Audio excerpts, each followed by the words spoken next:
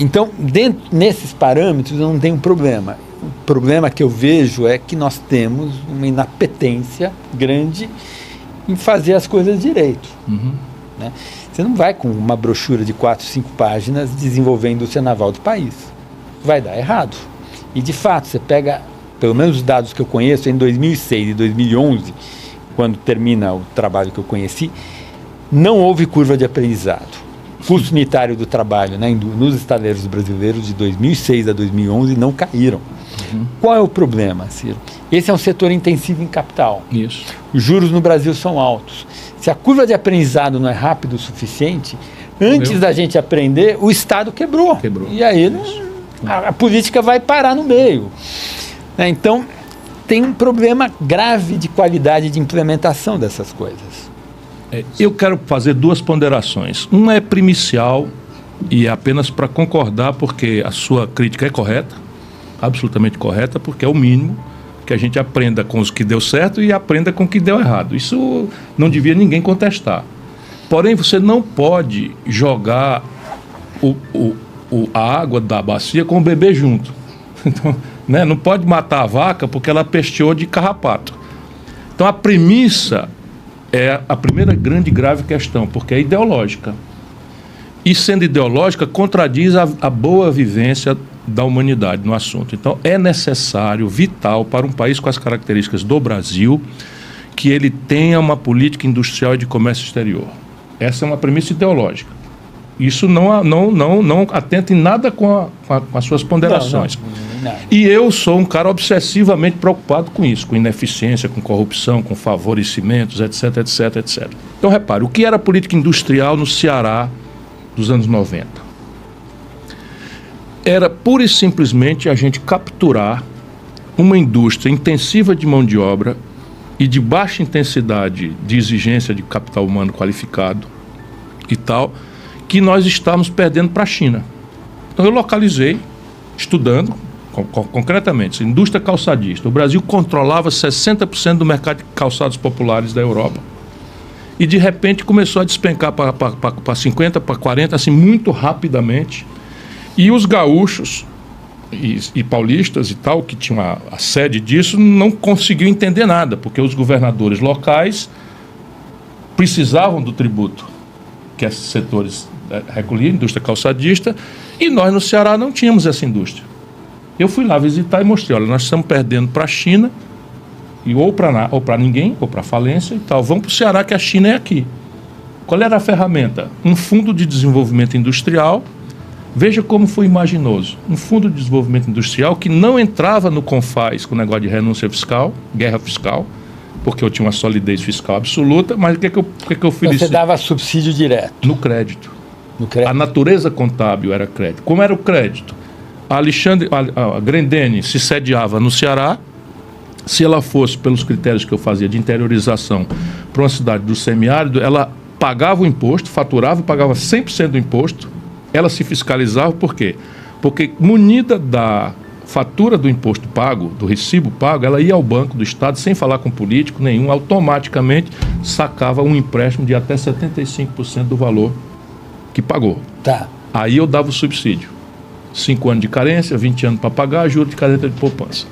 Perfeito. O negócio então. Agora, o Ceará virou, entre mentes, o maior exportador de calçados do Brasil. Certo? Mas assim, e a sustentabilidade da Grendene? Absoluta. Porque assim, com este critério, em algum momento vai morrer agora. Por quê? Porque a premissa é uma distorção do modelo tributário brasileiro que cobra crédito na origem. Como eu não tinha essa indústria, eu não tinha crédito na origem a cobrar. Mas a premissa é o modelo do ICMS. Que vai morrer agora. Vai morrer. Não, mas a minha pergunta é outra. Eu entendi eu estou falando lá no Ceará dos anos 90. 90, mas a minha pergunta é, depois de 10 anos da Grendene funcionando, a Grendene tem ela conseguiria 10 fábricas no Ceará com 28 mil trabalhadores hoje. E ela consegue sobreviver sem um incentivo? Exporta 50 milhões de pares. E ela compete com a China? Não, ela compete com a China. Voltou a competir, está ganhando calçados populares contra a China. Por quê? Porque o custo que a China tinha de mão de obra mais barata acabou. O custo por hora trabalhada da China já é maior. Tá. O nosso continua sendo, embora eles paguem lá um salário mínimo e meio de piso, dão participação nos resultados, pagam refeição, pagam plano de saúde. É uma coisa absolutamente extraordinária. As pessoas brigam por esse emprego lá. Vai na Grendene. Na Grendene. Tá. Mas isso eu fiz com todo mundo, Paquetá, não sei o que. Mas a minha pergunta é... Tirar do subsídio não aguenta. Não aguenta? Não, por quê? Eu explico para você. Mesmo com esse câmbio de 5,80? Atenua. Mas qual é a grande questão? O Ceará não é sede da matéria-prima e nem mercado consumidor. Tá. Então, a matéria-prima vem de Camaçari, faz um passeio até Sobral, onde estão 6 dessas fábricas, e o output é exportação ou mercado de São Paulo. Vai passear também. Tá certo? Eu compenso essa assimetria competitiva, mas isso é o seguinte, para fazer pragmaticamente uma rendição ao seu argumento que é correto. Porém, no Brasil, o que é que eu imagino? Se eu advogo a política industrial e de comércio exterior como elemento central de coordenação entre governo, empresários e universidade, eu tenho que olhar isso no Brasil aqui agora à luz dos experimentos exitosos e dos fracassos, conforme o seu argumento. Eu então elejo, para a gente entrar num debate prático, 4 setores.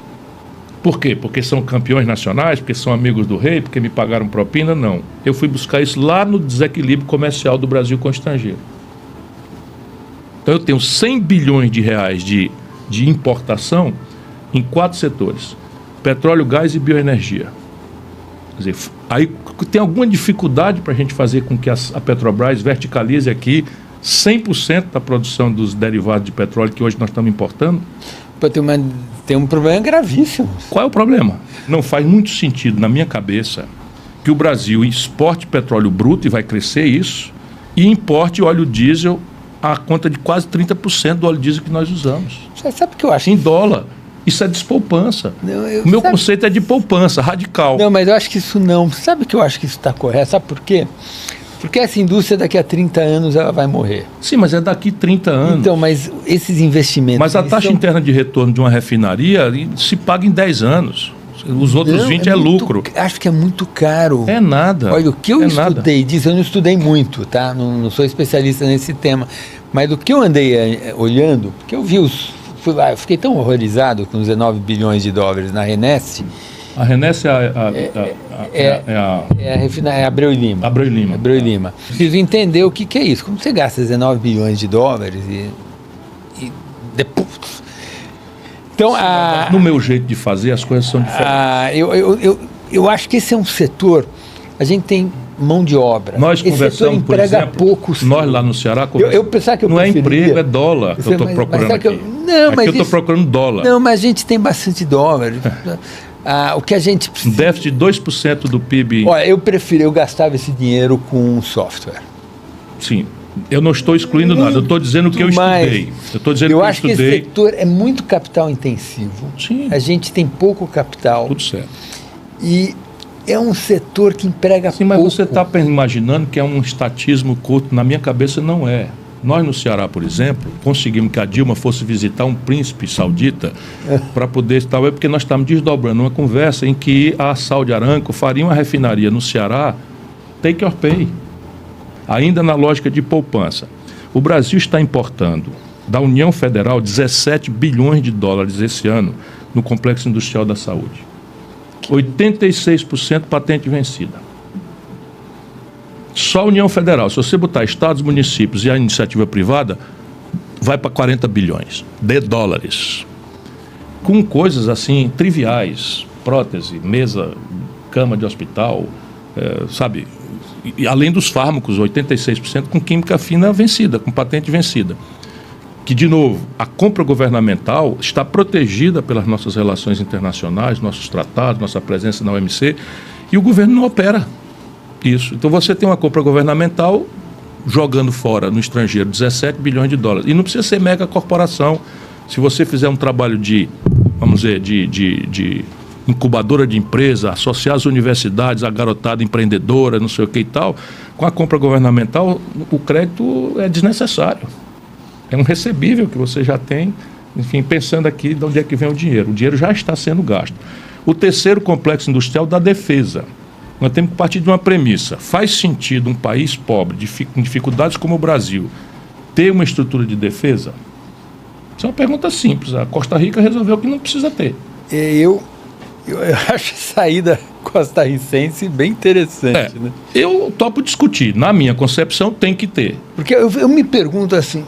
Agora, se tem que ter, eu concordo, é uma discussão que eu aceito discutir. Perfeito. Agora, se tem que ter, como diz a Constituição, como dizem se tem que ter, faz sentido que o meu aparato de defesa seja todo dependente de tecnologias estrangeiras? Não faz. Só sabe o que guia as naus brasileiras, os Exocets do Brasil, os mísseis de curto alcance e tal, é o GPS americano. A Marinha está contratando esse canalha, desse playboy internacional, Elon Musk, para guiar os navios brasileiros. O cara desregula ali 1 grau, acaba sai do Rio de Janeiro para a Amazônia, chega em Uganda, chega em Angola. Então é ridículo isso, absolutamente. E nós já tivemos êxito. A Avibraz, por exemplo, sabe qual é o passivo da Avibraz hoje? 600 milhões de reais. Sabe qual é a verba de publicidade do governo este ano? R$1 bilhão. A Avibraz, que desenvolveu materiais, desenvolveu foguetes, desenvolveu mísseis, desenvolveu tudo, está quebrando. E a gente comprando coisa de Israel. Então, Ciro, o problema é como que a gente desenha a microeconomia dessas coisas. A microeconomia, de novo, aqui é compra governamental. A grande ferramenta aqui é poupança. Nós já estamos, toda a minha lógica, o dinheiro já está aí. O dinheiro já está sendo gasto. Só que em vez de importar, a gente tentaria produzir aqui, ainda que com uma transição ruim de tecnologia, porque, de escala. Por exemplo, e tal. Se você pegar o caso da Renest, dos investimentos da Petrobras no período Sérgio Gabrielli, uma das coisas que atrapalhou muito, a maneira como a gente alterou os requerimentos de conteúdo nacional, elas inviabilizaram. Porque você tinha um conteúdo nacional que era mais preço global, valor global, e aí o gestor, ele escolhia onde que ele ia fazer o conteúdo nacional e tal. Tudo isso foi picaretado. Aí a gente foi para um conteúdo nacional que era por item, tinha lá um tabelão e tal. Aí inviabilizou. Sim. Porque você pega assim, a Embraer, que é um dos casos bem-sucedidos que a gente tem, a Embraer, para cada R$100 que ela exporta, ela importa R$50. O valor adicionado aqui dentro é metade. Sim. E é por isso que o avião é bom. Sim. Claro. Tem um monte de componente. A partir da turbina, claro. A gente faz o projeto, que é hiper nobre, a gente monta e a gente faz alguns componentes. Tem lá uma parte grande, inclusive a turbina, a gente importa. Por isso que eu, quando vou de Minneapolis para Chicago, tá lá, eu vou no Embraer. Ou seja, esse modelo, se a gente for querer fazer uma indústria armamentista, a gente de alguma forma vai ter que ter alguns aliados. Não dá para fazer tudo aqui, a gente não vai conseguir fazer tudo aqui. Isso tudo é conectado. O modelo de defesa que eu advogo não supõe nenhum inimigo avizinhado, nenhum, certo? E imagina que a nossa estrutura de defesa não tem uma exigência tecnológica que a gente não possa alcançar em 10 anos. A partir da expertise da Embraer. A Embraer desenvolveu o KC-390, um elemento tecnológico central são os materiais para o trem de pouso daquele monstro lá, e tal. Eu enlouqueci porque essa gente estava entregando isso para a Boeing. A transferência tecnológica do GRIP, que eu fui visitar, a Saab e tal, é a primeira experiência no mundo de pacote inteiro da tecnologia transferida, porque o governo brasileiro fez uma questão e a Suécia não tem mais escala lá. Eu queria fazer uma plataforma global para jogar o jogo, né, contra os americanos. Enfim, terminando os meus exemplos práticos que eu estudei. Complexo industrial do agronegócio. Você sabe que 50% do agronegócio brasileiro, a agricultura mais competitiva do mundo, estamos já batendo os americanos, né, tropical já 50% dos custos são dolarizados. É fertilizante. Faz sentido isso? Faz sentido. E aqui não precisa ser nenhuma estatal de fertilizante, como infelizmente está aí o Lula reclamando de novo. Aqui é o seguinte, é você juntar os grandes operadores do agronegócio, estabelecer aí uma questão de política industrial mesmo, uma tarifa alfandegária para importação que seja proibitiva e ao mesmo tempo num ponto de equilíbrio que não seja estimulante de ineficiência, associá-los, financiar isso com o BNDES, não sei o que está, mas risco deles. Para que eles vão ganhar em real, eles vão faturar, vão gastar em real e vão ganhar só dólar porque na exportação. Eu fico com medo, sabe qual é o meu medo, Ciro? A gente faz isso. O medo é ideológico. Não. E a premissa de que nesse país tudo é esculhambado, aí não tem jeito. Não, meu medo é o seguinte, a gente faz isso. acaba encarecendo muito o fertilizante e a gente perde um pouco as Não nossas... há razão para encarecer, porque a escala do mercado brasileiro É grande. é imensa. Então, mas por que o setor privado não faz isso automaticamente? Porque falta coordenação, exatamente isso que eu estou falando. Cada um tem seu fornecedor, eles estão redeados naturalmente, estão redeados, não pagam um centavo de imposto, aí assim, é moleza.